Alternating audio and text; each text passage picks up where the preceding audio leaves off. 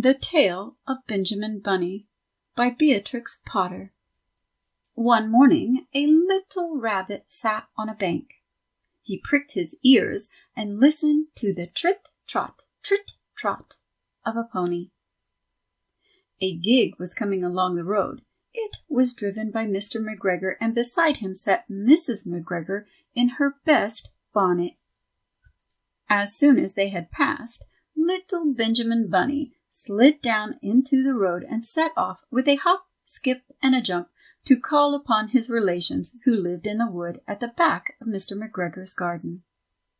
That wood was full of rabbit holes, and in the neatest, sandiest hole of all lived Benjamin's aunt and his cousins Flopsy, Mopsy, Cottontail, and Peter. Old Mrs. Rabbit was a widow. She earned her living by knitting rabbit wool mittens and muffetees. I once bought a pair at a bazaar. She also sold herbs and rosemary tea and rabbit tobacco, which is what we call lavender. Little Benjamin did not very much want to see his aunt. He came round the back of the fir tree and nearly tumbled upon the top of his cousin Peter. Peter was sitting by himself. He looked poorly and was dressed in a red cotton pocket handkerchief. "Peter," said little Benjamin in a whisper, "who has got your clothes?" Peter replied, "The scarecrow in Mr. McGregor's garden," and described how he had been chased about the garden and had dropped his shoes and coat. Little Benjamin sat down beside his cousin and assured him that Mr. McGregor had gone out in a gig, and Mrs. McGregor also, and certainly for the day, because she was wearing her best bonnet. Peter said he hoped that it would rain. At this point, old Mrs. Rabbit's voice was heard inside the rabbit hole, calling, "Cottontail, Cottontail, fetch some more chamomile." Peter said he thought he might feel better if he went for a walk. They went away hand in hand and got upon the flat top of the wall at the bottom of the wood. From here they looked down into Mr. McGregor's garden. Peter's coat and shoes were plainly to be seen upon the scarecrow, topped with an old tam-o'-shanter of Mr. McGregor's. Little Benjamin said, "It spoils people's clothes to squeeze under a gate. The proper way to get in is to climb down a pear tree." Peter fell down head first, but it was of no consequence, as the bed below was newly raked and quite soft. It had been sown with lettuces. They left a great many odd little footprints all over the bed, especially little Benjamin, who was wearing clogs. Little Benjamin said that the first thing to be done was to get back Peter's clothes in order that they might be able to use the pocket handkerchief. They took them off the scarecrow. There had been rain during the night, there was water in the shoes, and the coat was somewhat shrunk.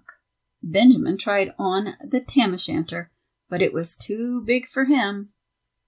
Then he suggested they should fill the pocket handkerchief with onions as a little present for his aunt. Peter did not seem to be enjoying himself. He kept hearing noises. Benjamin, on the contrary, was perfectly at home and ate a lettuce leaf. He said that he was in the habit of coming to the garden with his father to get lettuces for their Sunday dinner. The name of little Benjamin's papa was old Mr. Benjamin Bunny.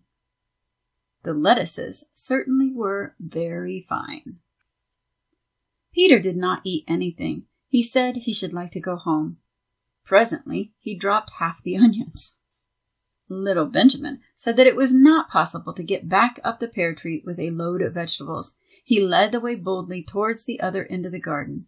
They went along a little walk on planks under a sunny red brick wall. The mice sat on their doorsteps cracking cherry stones. They winked at Peter Rabbit and little Benjamin Bunny. Presently, Peter let the pocket handkerchief go again. They got amongst flower pots and frames and tubs. Peter heard noises worse than ever. His eyes were as big as lollipops. He was a step or two in front of his cousin when he suddenly stopped. This is what those little rabbits saw round the corner. Little Benjamin took one look, and then in half a minute, less than no time, he hid himself and Peter and the onions underneath a large basket. The cat got up and stretched herself and came and sniffed at the basket. Perhaps she liked the smell of onions. Anyway, she sat down upon the top of the basket. She sat there for 5 hours.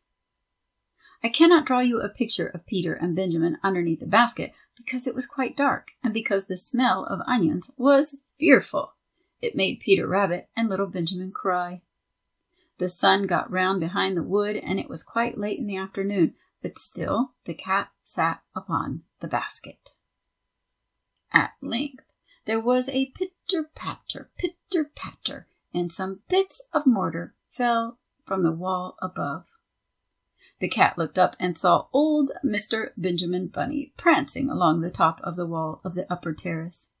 He was smoking a pipe of rabbit tobacco and had a little switch in his hand. He was looking for his son. Old Mr. Bunny had no opinion whatsoever of cats. He took a tremendous jump off the top of the wall onto the top of the cat and cuffed it off the basket and kicked it into the greenhouse, scratching off a handful of fur. The cat was too much surprised to scratch back. When old Mr. Bunny had driven the cat into the greenhouse, he locked the door.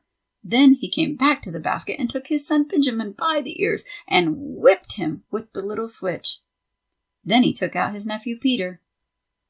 Then he took out the handkerchief of onions and marched out of the garden. When Mr. McGregor returned about half an hour later, he observed several things which perplexed him. It looked as though some person had been walking all over the garden in a pair of clogs, only the footprints were too ridiculously little.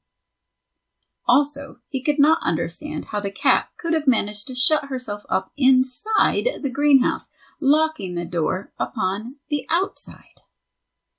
When Peter got home, his mother forgave him, because she was so glad to see that he had found his shoes and coat. Cottontail and Peter folded up the pocket handkerchief, and old Mrs. Rabbit strung up the onions and hung them from the kitchen ceiling, with the bunches of herbs and the rabbit tobacco. The end.